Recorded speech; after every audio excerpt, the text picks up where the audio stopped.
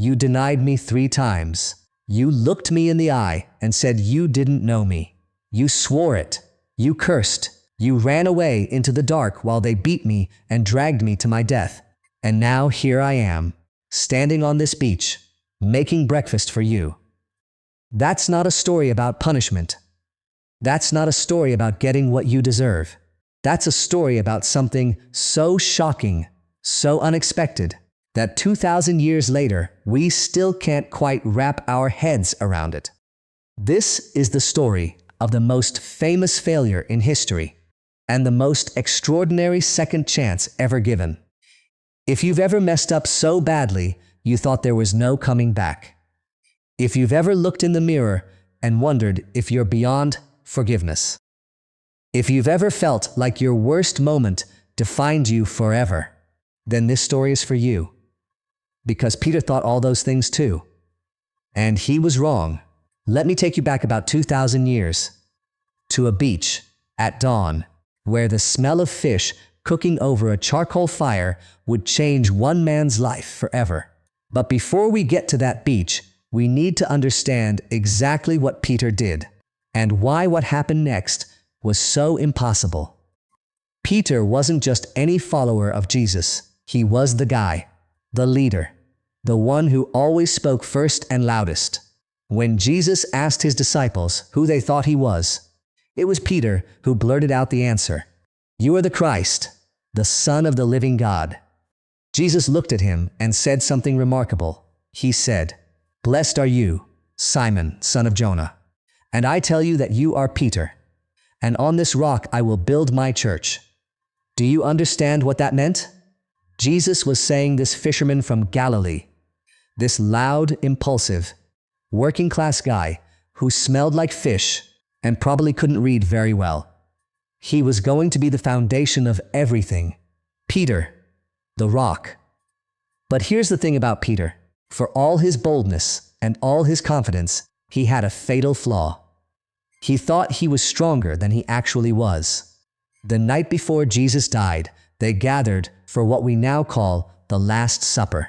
Jesus looked around at his closest friends and said something that must have sent a chill through the room. Tonight, he said, all of you will fall away on account of me and Peter. Good old Peter. Peter, who always had to be the best.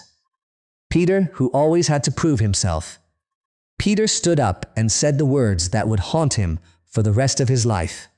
Even if all fall away on account of you, I never will. Even if I have to die with you, I will never disown you. Now think about that for a second. Jesus just told him exactly what was going to happen.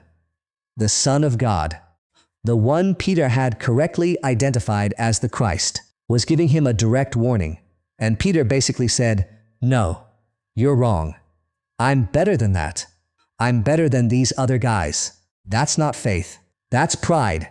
And Jesus looked at his friend, his rock, and gave him an even more specific prophecy.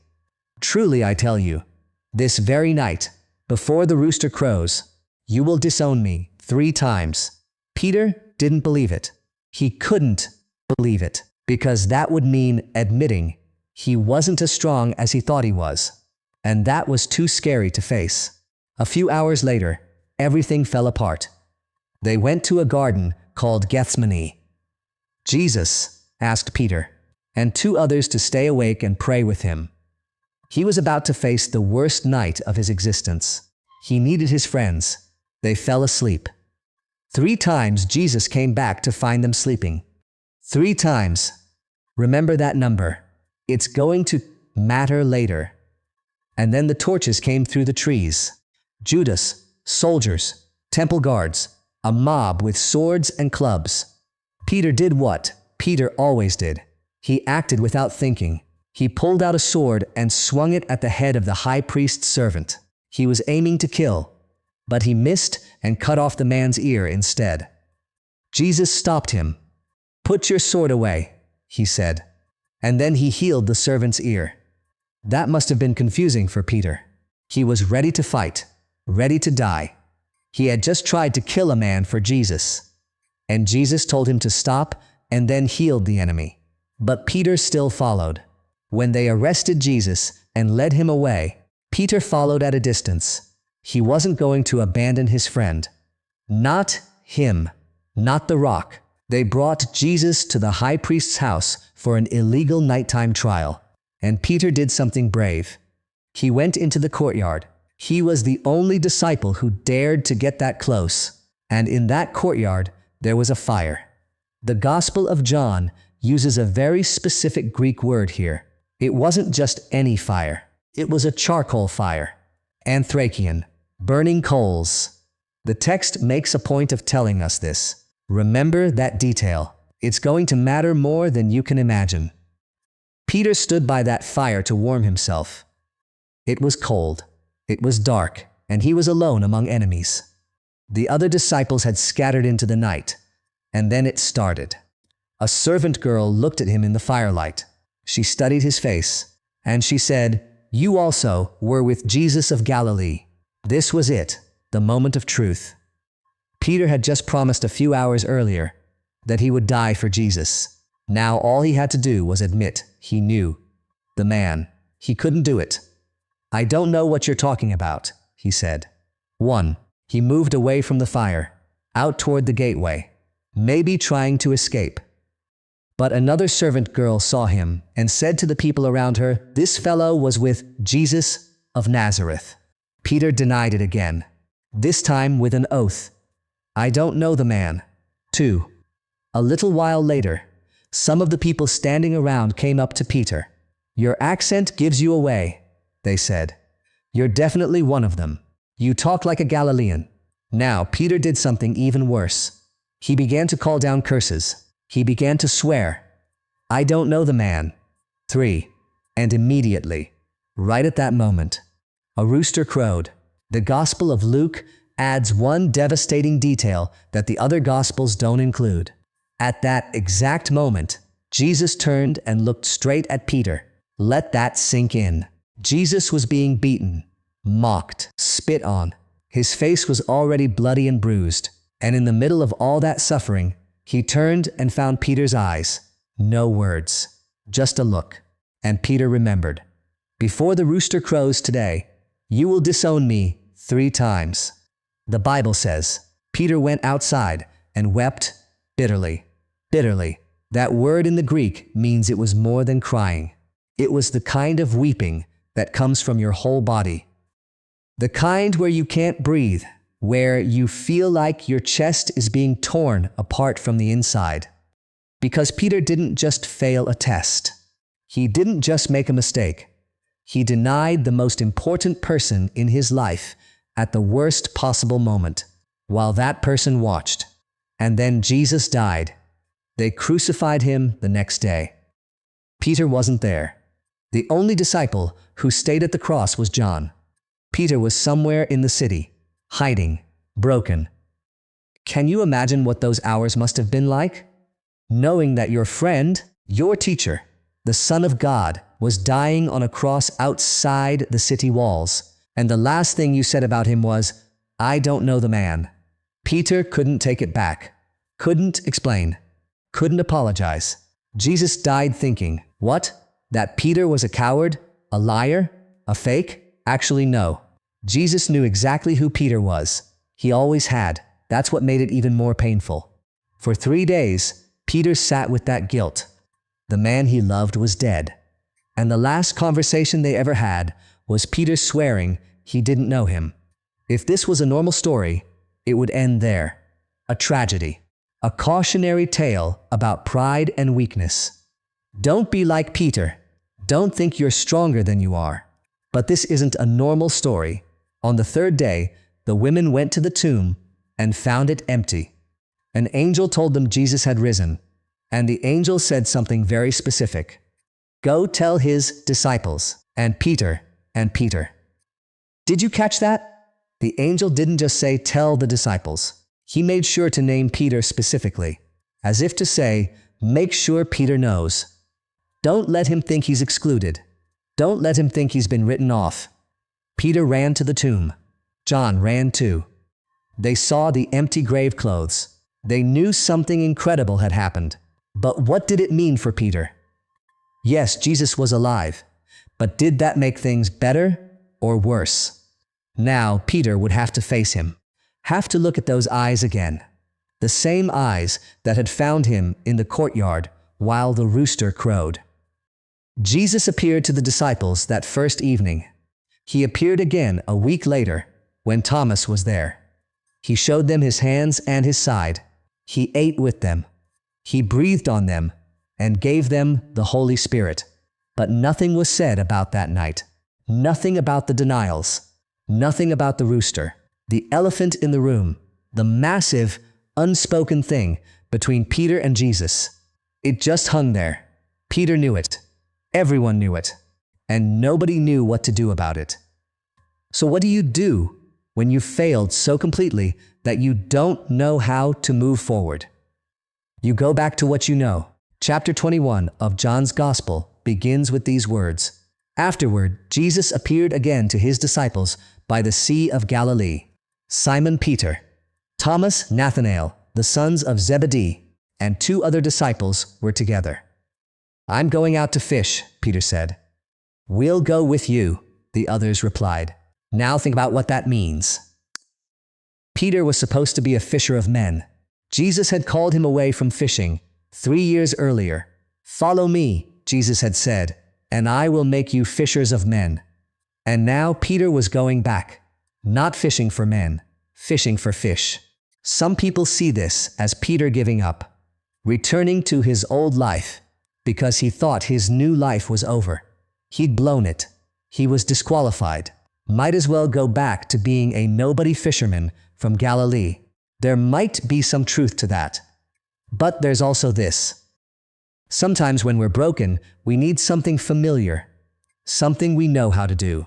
The rhythm of casting nets, the feel of the boat on the water, the smell of the sea, and Peter needed to work. The scandal of the crucifixion had probably cut off whatever support system the disciples had. People weren't giving money to followers of a crucified Messiah, so they went back to fishing, partly because they needed to eat. The Sea of Galilee, also called the Sea of Tiberias, about 13 miles long and 8 miles wide. Not really a sea at all, more like a large lake. But to the people who lived there, it was everything. Fish were the primary source of protein for the region. The fishing industry employed thousands. Peter knew this lake like he knew his own hands. He'd been fishing it since he was a boy. Probably started working the nets with his father before he was 10 years old. If there was anywhere Peter should have been successful, it was here. But that night, they caught nothing. 7 experienced fishermen, all night long, in waters they knew better than anyone, and they came up empty. There's something spiritually significant about that. Sometimes God lets us fail at the things we're good at to show us that our skills aren't the point. Peter could fish, but without Jesus, even the fishing didn't work. As dawn broke, they were still out on the water, tired, frustrated, nets empty. 3 years following Jesus, and now this, back to where they started, and they couldn't even catch a fish. And then someone called out from the shore, "Friends, children."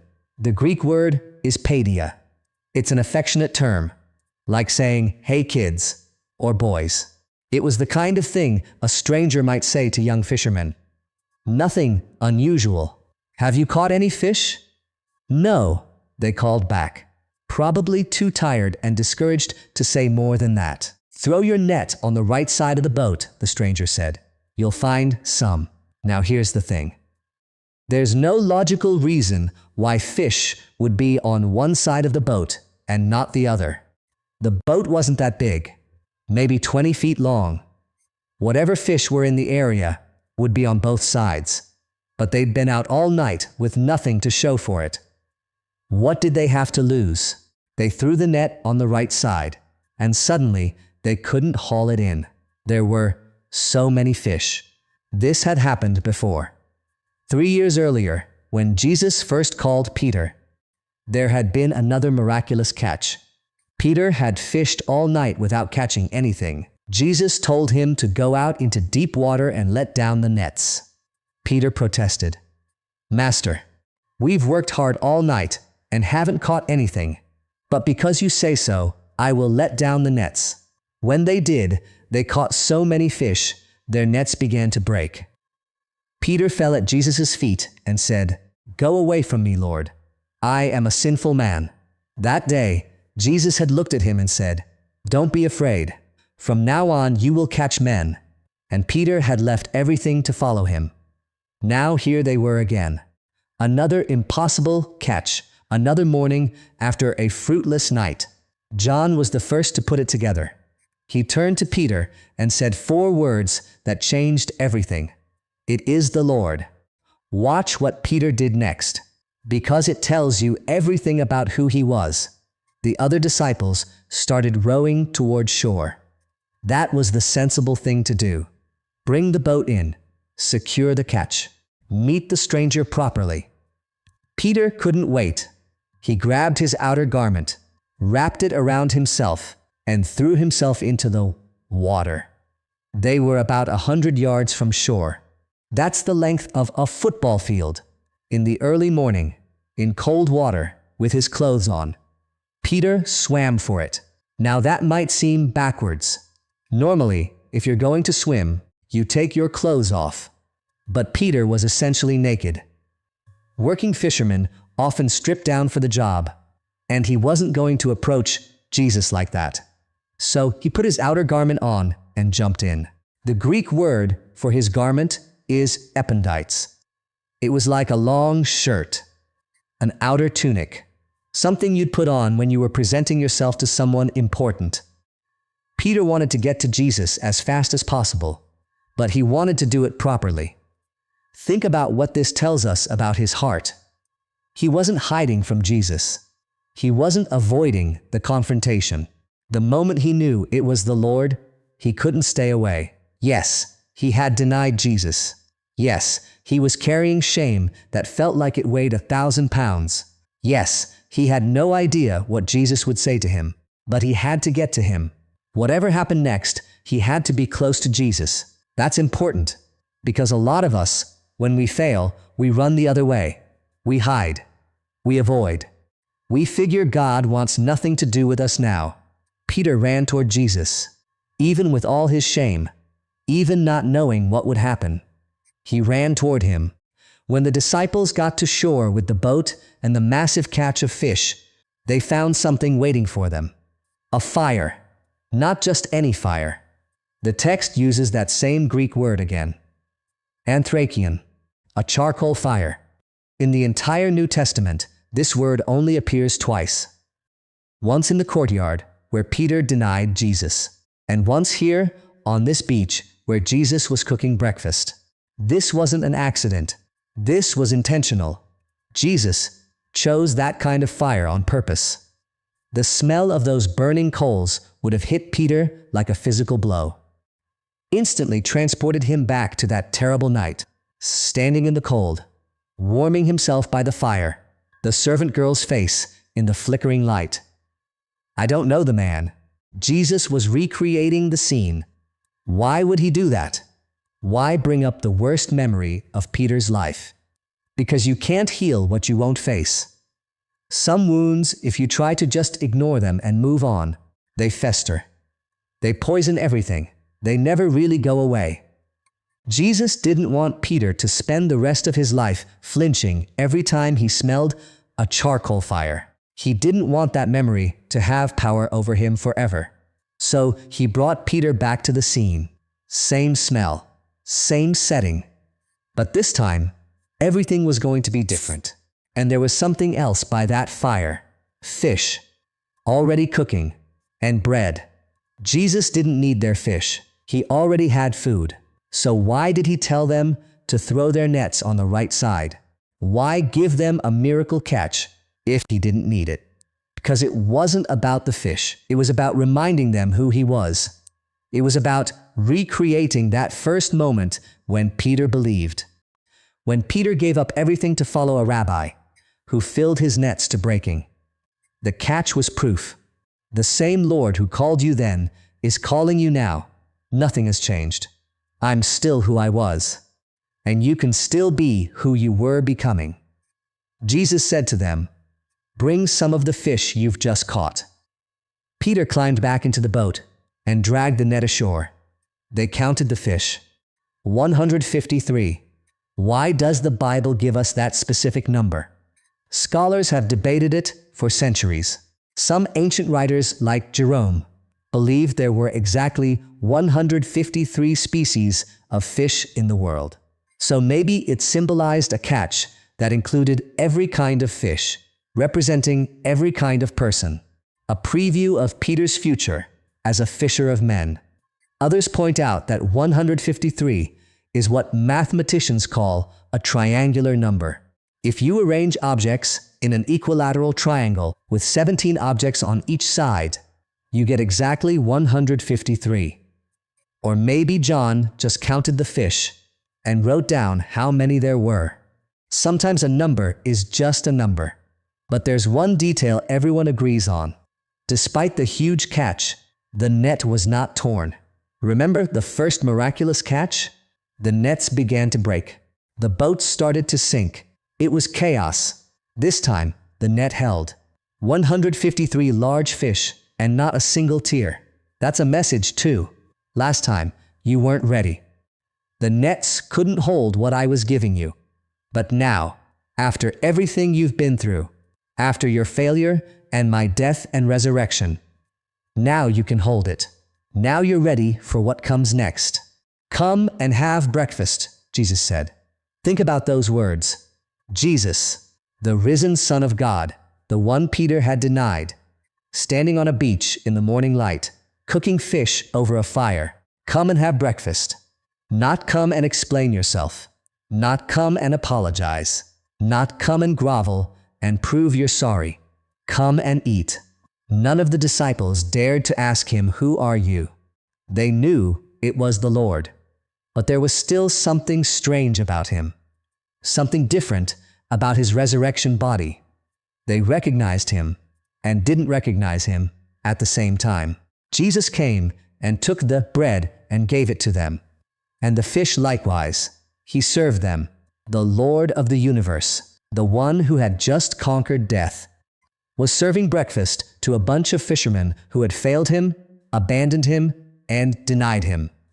This was the third time Jesus appeared to his disciples after he was raised from the dead.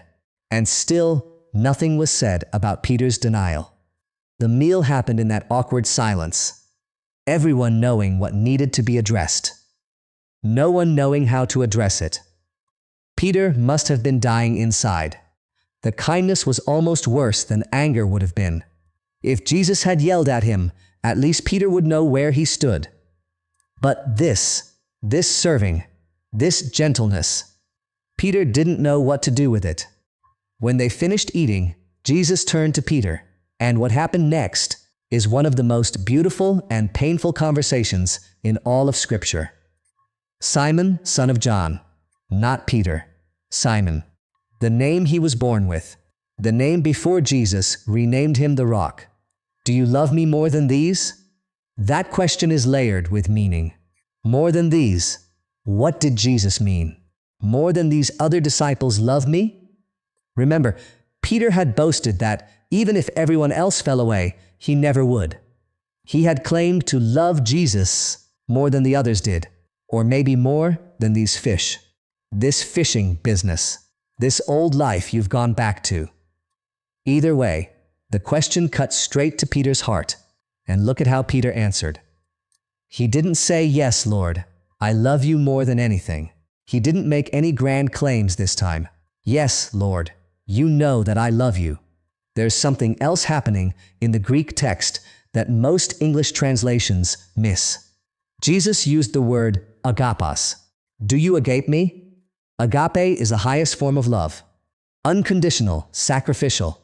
The kind of love God has for humanity. Peter answered with a different word, phileo. You know that I phileo you. Phileo is brotherly love, affection, friendship. Peter wouldn't claim agape. He'd tried that before and failed. Now he was being honest. Lord, I love you like a friend, That's all I can promise. I've learned not to trust my own grand declarations." Jesus responded with a command. "Feed my lambs." That was significant. Lambs are young sheep, new believers, tender and vulnerable. Jesus was giving Peter a job. Take care of the little ones. Then Jesus asked again, "Simon, son of John, do you love me?" This time Jesus dropped the comparison. No more than these. Just a straight question. "Do you love me?" Again, Jesus used agape. Again, Peter answered with phileo. "Yes, Lord, you know that I love you." "Tend my sheep," Jesus said. Different word this time. Not just feed them, tend them, shepherd them. The Greek word means to exercise the full office of a shepherd. Guiding, protecting, watching over. And then came the third question. And this is where it got intense. "Simon, son of John, do you love me?" Peter was hurt because Jesus asked him the third time. 3 times. The same number as Peter's denials. Each question erasing a denial. Each chance to say yes, undoing a time he had said no. But there was something else. This third time, Jesus changed his word. He didn't ask agapos, he asked phileus. "Do you phileo me? Do you even have brotherly love for me?" It was like Jesus was saying, "Okay, Peter, you won't claim agape. You'll only promise phileo, but do you even have that? After what you did, can you honestly say you love me at all?" That's why Peter was hurt. Jesus was pressing on the wound, making Peter face exactly how badly he had failed. And Peter's answer is one of the most beautiful statements of humble faith in the Bible. "Lord, you know all things. You know that I love you. I can't trust my own words anymore. I told you I'd die for you, and then I denied knowing you. My promises mean nothing. But you know everything. You know what's really in my heart, and you know I love you." That's not arrogant Peter talking anymore. That's broken Peter, humbled Peter. Peter who finally understood that his strength wasn't in himself.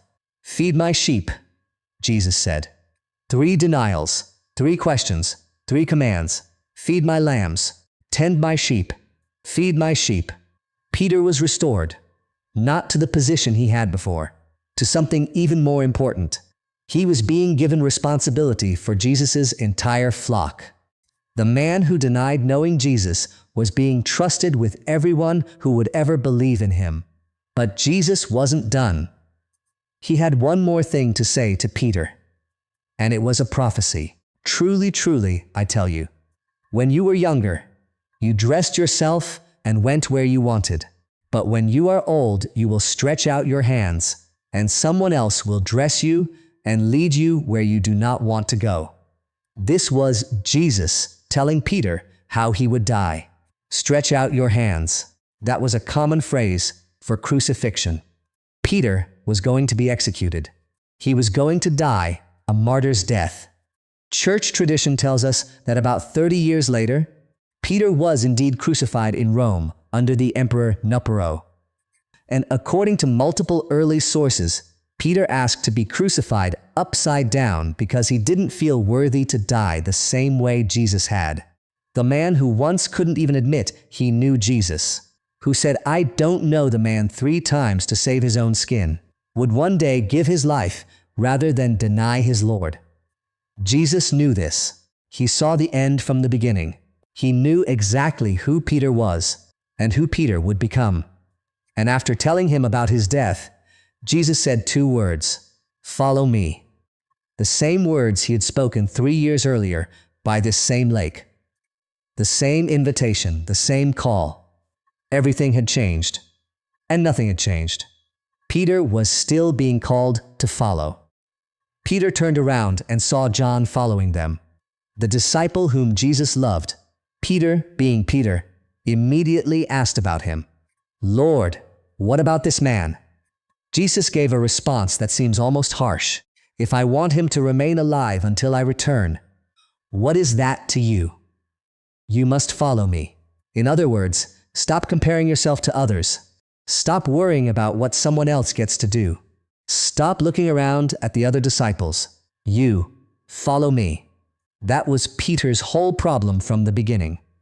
Even if all these others fall away, I never will.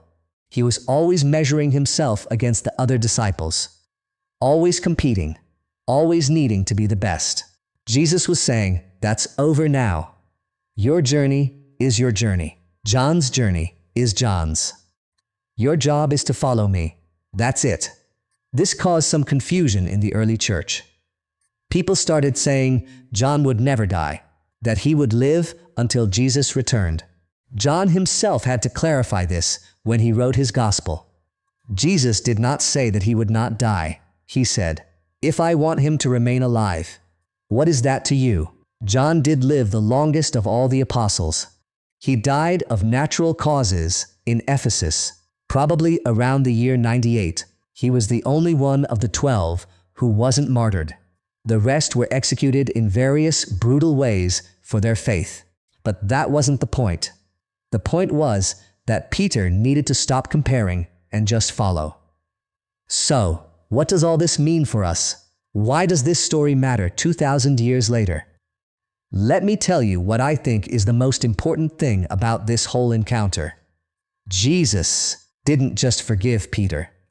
He restored him. There's a difference. Forgiveness means you're not punished for what you did.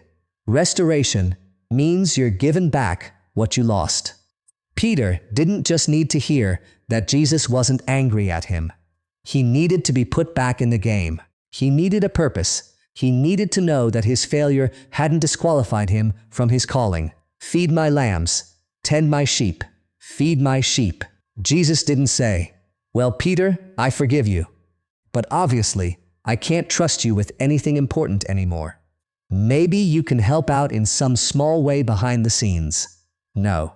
He gave Peter the most important job there was. Take care of my people.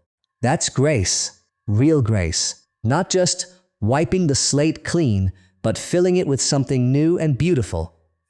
And think about that charcoal fire. Jesus could have had this conversation anywhere, in a room, on a hillside, walking down a road, but he chose to do it by a charcoal fire. The same kind of fire where Peter fell, the same smell that would forever be associated with his worst moment. And he transformed it. From that day forward, when Peter smelled charcoal burning, he wouldn't just remember his denial. He would remember his restoration. He would remember breakfast with Jesus. He would remember being given a second chance. That's what God does with our failures. He doesn't erase them from history. He redeems them. He takes the places where we fell and turns them into places where we were lifted up. Whatever your charcoal fire is, whatever smell or sound or sight brings back the memory of your greatest shame, God wants to meet you there. Not to rub your face in it, but to transform it. There's something else worth noticing. Jesus asked Peter, "Do you love me 3 times? Not do you feel sorry? Not will you try harder? Not can I trust you now? Do you love me?" That's the only thing that mattered. Not Peter's promises, not Peter's performance, not Peter's track record, just his love. Because love is the only foundation that holds. Peter's confidence had crumbled. His strength had failed. His courage had disappeared when he needed it most. But his love for Jesus, that was still there. Wounded and shaken, humble and hesitant, but real. And that was enough. You don't have to have it all together to follow Jesus. You don't have to be strong or confident or have a perfect track record. You just have to love him and let him love you back. Peter went on to become exactly what Jesus said he would be, the rock on which the church was built. 50 days after this breakfast on the beach, Peter stood up in Jerusalem and preached a sermon that converted 3,000 people in a single day. The man who was too scared to admit he knew Jesus to a servant girl was now proclaiming his name to thousands. Peter healed the sick, performed miracles, led the early church through its most dangerous years, opened the door for non-Jews to become Christians, wrote letters that are now part of our Bible, and eventually, just as Jesus predicted, He stretched out his hands and was led where he did not want to go. Tradition says that when Peter was about to be crucified, he made an unusual request. He asked to be turned upside down. He didn't feel worthy to die the same way his Lord had died. The man who said, "I don't know him," ended up dying for him. The man who ran away in the garden stood his ground at the end. The man who wept bitterly by a charcoal fire rejoiced that he was counted worthy to suffer for the name. That's what restoration looks like. Not just going back to where you were before you failed, but going beyond it, becoming more than you ever could have been if you hadn't fallen in the first place.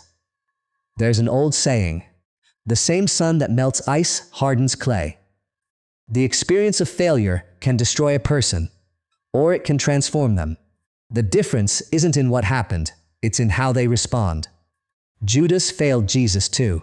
He betrayed him with a kiss, and when he realized what he had done, he was filled with remorse. He threw the silver coins back at the priests. He went out and hanged himself. Peter also failed Jesus. He denied him 3 times, and when he realized what he had done, he wept bitterly. What's the difference? Why did one of them become the foundation of the church and the other one kill himself? Peter ran toward Jesus. Judas ran away. When Judas felt the weight of his guilt, he couldn't imagine facing Jesus again. He couldn't believe there could be forgiveness for what he had done. He took his own life. When Peter felt the weight of his guilt, he still showed up. He still ran to the tomb when he heard it was empty. He still jumped in the water when he heard it was the Lord. The shame was just as real. The failure was just as complete. But Peter couldn't stay away from Jesus, and that made all the difference. Maybe you're watching this and you feel like Judas, like what you've done is too big, too bad, too final, like there's no coming back. Can I tell you something? That's a lie. Judas could have come back. There was breakfast waiting for him too. Jesus would have forgiven him, would have restored him, would have given him a new purpose. But Judas believed the lie that his sin was bigger than God's grace. And that belief killed him more surely than the rope around his neck. Peter almost believed that lie too. That's why he went back to fishing. He thought he was done, disqualified, washed up. But he showed up anyway. And that morning on the beach, he discovered that grace is always bigger than failure. Always. No matter what. Let me address something that comes up a lot when people talk about Peter. People wonder about walking on water. Yes. That was Peter too. Remember that story? It happened about a year before the crucifixion. The disciples were in a boat on the Sea of Galilee during a storm. In the middle of the night, Jesus came to them walking on the water. The disciples thought it was a ghost. They screamed in terror. Jesus called out, "Take courage, it is I. Don't be afraid." And Peter, good old Peter, always first to act, said something crazy. "Lord, if it's you, tell me to come to you on the water." "Come," Jesus said. And Peter climbed out of the boat and walked on the water toward Jesus. For a few steps, he did the impossible. He defied gravity. He did what no human being had ever done or ever would do again. But then he noticed the wind, the waves. He took his eyes off Jesus, and he started to sink. "Lord, save me," he cried. Immediately, Jesus reached out and grabbed him. "You of little faith," he said. "Why did you doubt?" People focus on the sinking. They talk about how Peter failed, how he took his eyes off Jesus, how his faith wasn't strong enough. But here's what I want you to see. Peter was the only one who got out of the boat.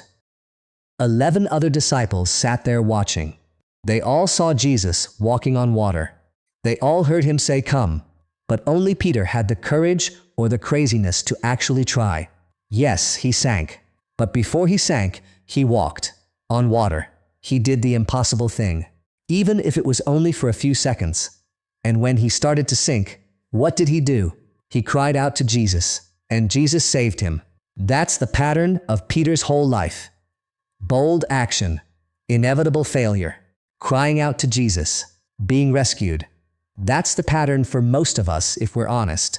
We try, we fail, we cry out, we're saved, and then somehow we're asked to try again. What happened to Peter after he walked on water? He got back in the boat. He continued following Jesus. He went on to the next adventure, and the next failure, and the next restoration. The Christian life isn't about getting it right every time. It's about getting back up. It's about crying out to Jesus when you start to sink. It's about believing that His hand will always be there to catch you. Peter walked on water for a few seconds and then sank. And for the rest of his life, he was a man who had walked on water. The failure didn't erase the miracle. The sinking didn't undo the walking. Both things were true. Peter failed, and Peter did the impossible. Sometimes in the same moment. That's how it works for all of us. There's something in the Old Testament that helps us understand what Jesus was doing when He walked on water. In the book of Job, chapter 9, it says that God alone stretches out the heavens and treads on the waves of the sea. Treads on the waves of the sea. That's a description of what only God can do. And in Psalm 77, the writer says, "Your path was through the sea, your way through the mighty waters, though your footprints were not seen." When Jesus walked on water, He wasn't just showing off a cool trick. He was making a claim about His identity. He was doing what only God can do. He was fulfilling prophecy about who the Messiah would be. Peter asked to participate in that divine action. "Lord, if it's you, tell me to come to you on the water." He wanted to be where Jesus was, even if it meant walking on the waves. And Jesus said, "Come." That's still His invitation. He's still calling us out of the boat, still inviting us to do impossible things, still offering to catch us when we sink. Let me talk about some questions. People often ask about this story and about the Bible more broadly, because I think they're connected to what we've been discussing. People ask about death. What happens when we die? What? Do we go straight to heaven, or do we sleep until Jesus returns? The Apostle Paul wrote that to be absent from the body is to be present with the Lord. When a believer dies, their spirit goes immediately to be with Christ. That's the clear teaching of the New Testament. But there's also a future resurrection.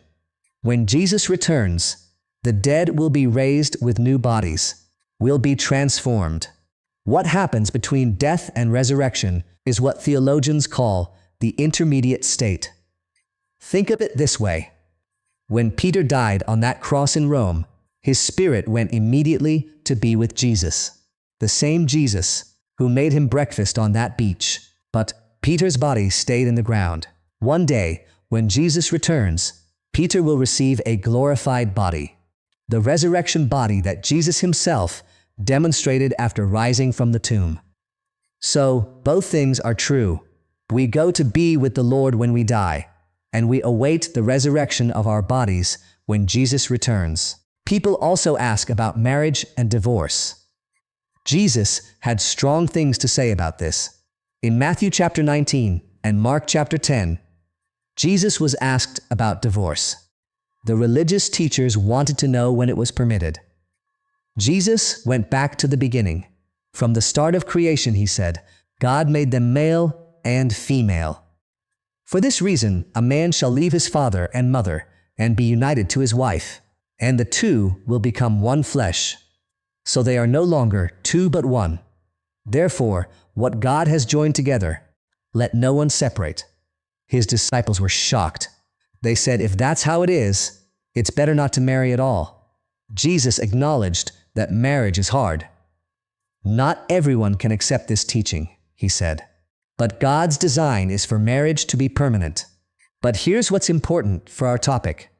Even in divorce, there is grace. Even in the worst relational failures, there is restoration. God hates divorce. That's what the prophet Malachi wrote. But God doesn't hate divorced people. He loves them. He offers them the same second chances he offered Peter. You may have failed in your marriage. You may carry that guilt like Peter carried his denial.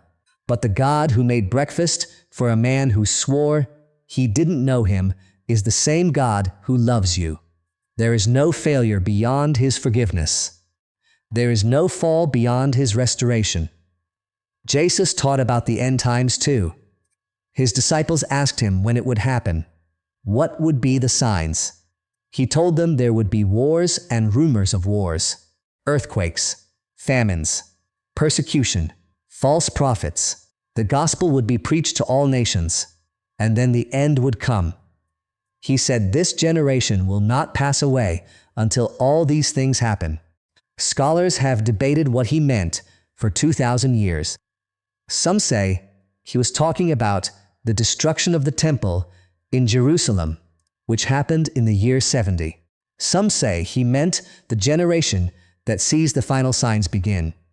Some say generation refers to the Jewish people as a whole. What's clear is that Jesus called his followers to be ready, to watch, to be faithful, not to try to predict the day and hour, because no one knows that except the Father. We're now about 2,000 years since Jesus walked the earth. Some people point to the year 2033 as significant, because it will mark roughly 2,000 years since his death and resurrection. But here's the thing. Every generation of Christians has thought they might be the last, and every generation has been called to live as though Jesus could return at any moment. That's not about fear. It's about hope. It's about living with purpose. It's about making every day count. Peter himself wrote about this in his second letter. The Lord is not slow in keeping his promise, as some understand slowness. Instead, he is patient, not wanting anyone to perish, but everyone to come to repentance. God is waiting because he loves people. He's giving more time for more people to hear the good news and respond. People ask about heaven. What will we do there? Will we know our loved ones? Will we still be male and female? The honest answer is that the Bible gives us glimpses, but not a complete picture. We know there will be no more death or mourning or crying or pain. We know we will see God face to face. We know we will have resurrection bodies like Jesus had after he rose from the dead. Bodies that are real and physical, but also somehow transformed. Jesus, after his resurrection, could eat fish. He could be touched. He could walk and talk, but he could also appear and disappear. He could pass through locked doors. His body was physical, but not limited the way our current bodies are limited. Will we be male and female? Jesus said, in the resurrection, people will neither marry nor be given in marriage. They will be like the angels in heaven. That doesn't mean we'll be genderless. It means the institution of marriage as we know it won't exist. Our relationships will be different, deeper, better. Will we know our loved ones? The Bible suggests yes. On the Mount of Transfiguration, Moses and Elijah appeared with Jesus. The disciples recognized them even though they had died centuries earlier. People in heaven seem to retain their identity. What will we do? Worship God, serve him, reign with Christ. The new creation will have work and purpose. It won't be sitting on clouds playing harps.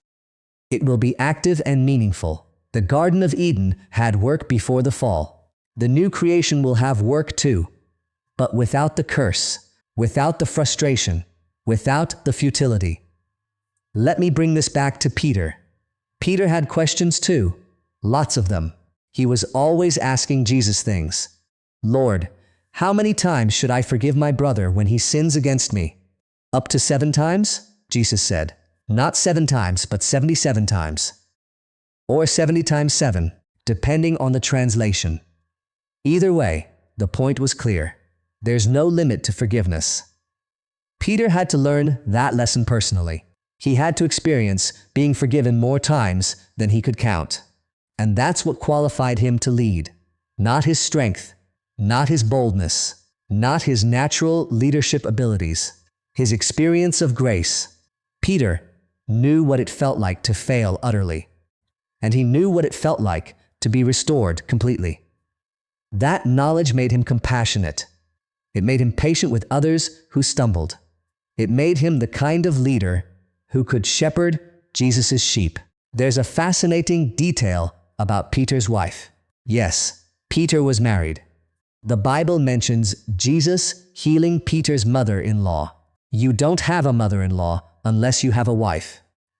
Paul mentions in his letters that Peter and the other apostles brought their wives with them on their missionary journeys. So Peter's wife was part of his ministry. Tradition tells us her name was Concordia or Perpetua, though we can't be certain. What we do know is that she was there through it all, through the years following Jesus, through Peter's failures and restoration, through the early church and the persecutions. According to some early church sources, she was martyred before Peter. He watched her go to her death and called out to her, "Remember the Lord, remember the Lord." Then it was his turn. This is what Peter's life became. From a man who denied Jesus to save himself, to a man who encouraged his own wife as she died for Christ, to a man who gave his own life rather than deny his Lord again. That's transformation. That's what grace does. Jesus told Peter that when he was old, he would stretch out his hands and be led where he did not want to go. Peter heard that prophecy. He knew how his story would end, and he spent the next 30 years following Jesus anyway. That takes a different kind of courage than Peter had in the garden when he swung his sword. This wasn't the courage of the moment. This was the courage of a lifetime, knowing what was coming and still moving forward. Peter wrote in his first letter, "Dear friends, do not be surprised at the fiery ordeal that has come on you to test you, as though something strange were happening to you. But rejoice, inasmuch as you participate in the sufferings of Christ, so that you may be overjoyed when his glory is revealed." He was speaking from experience. He had been through fiery ordeals. He had participated in suffering, and he was still full of hope. That's what knowing Jesus does. It doesn't make you immune to pain. It doesn't mean everything works out the way you wanted. But it gives you a joy that circumstances can't destroy. A hope that death itself can't extinguish. Let me tell you what I think is the most powerful part of this whole story. Jesus made breakfast. The Son of God, the King of Kings, the one who created the universe, was standing on a beach at dawn, building a fire, cooking fish, making bread. He didn't have to do that. He could have appeared in glory, with angels, with thunder and lightning. He could have made Peter fall on his face in terror. Instead, he made breakfast. Come and eat. That's who Jesus is. Not just a king, not just a judge, not just a savior. A friend who makes breakfast for people who have failed him. There's an old hymn that says, "What a friend we have in Jesus." And this story shows exactly what kind of friend he is. The kind who shows up after your worst moment. The kind who doesn't bring up your failures first thing. The kind who serves you before he talks to you. The kind who feeds you before he asks you anything. That's grace in action, not just a theological concept, not just a word we throw around, but fish on a charcoal fire, bread broken and shared, a meal with friends at dawn. If you're watching this and you feel far from God, I want you to know something. He's not far from you. He's on the shore, with a fire burning, with breakfast ready, waiting for you to come. You don't have to get cleaned up first. You don't have to figure everything out. You don't have to have the right words or the perfect explanation for why you've been away. Just come, like Peter jumping into the water, clothes on, wet and awkward and uncertain.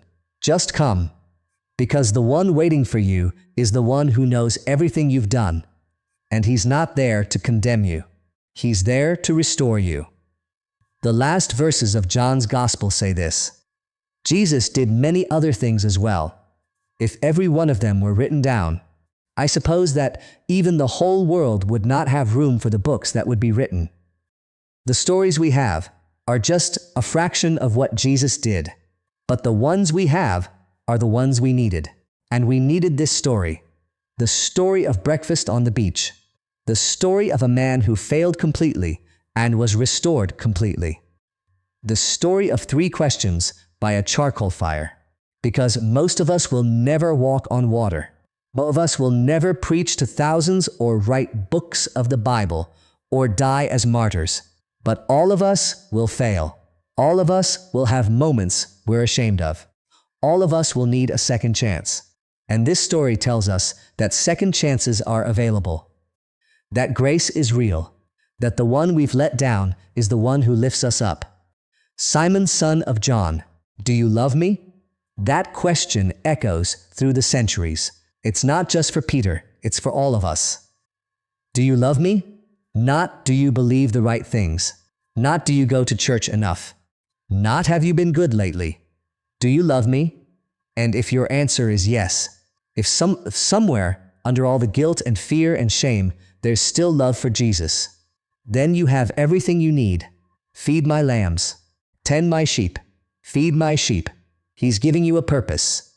He's trusting you with something important. Not because you've proven yourself worthy, but because he's decided to use you anyway. That's what he does. He takes broken people and gives them impossible jobs. He takes deniers and makes them rocks. He takes failures and makes them leaders. Follow me. Those were the words Jesus spoke at the beginning. Those were the words he spoke at the end. And those are the words he speaks still. Not follow a program. Not follow a set of rules. Not follow a religious system. Follow me, wherever he goes, whatever it costs, for however long it takes. Peter followed for another 30 years. Through joy and hardship, success and suffering, life and death. And at the end, when they stretched out his hands and led him where he did not want to go, he was still following. He asked to be crucified upside down. One more act of humility. One more acknowledgement that he wasn't worthy to die like his Lord. But Jesus had already told him he was worthy. Worthy to feed the lambs. Worthy to tend the sheep. Worthy to lay down his life. Not because of anything Peter did, but because of what Jesus did on that cross. And in that tomb, and on that beach, the smell of charcoal smoke, the sound of waves on the shore, the taste of fish cooked over an open fire. For the rest of Peter's life, those sensory memories would take him back to that morning. The morning everything changed. The morning he learned that grace is bigger than failure. And now that story is ours. Whatever your charcoal fire moment is, whatever memory makes you flinch with shame, whatever failure you think has disqualified you forever, there's a breakfast waiting.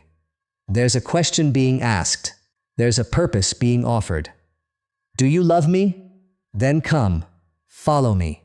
That's the story of Peter and Jesus on the shore.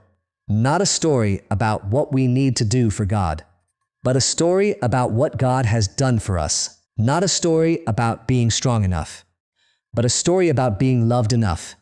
You denied me 3 times, yet here I am, making breakfast for you. That's the gospel in one scene. That's grace in flesh and blood. That's hope for everyone who has ever failed. The fire is burning. The fish is cooking. The bread is ready. Come and have breakfast.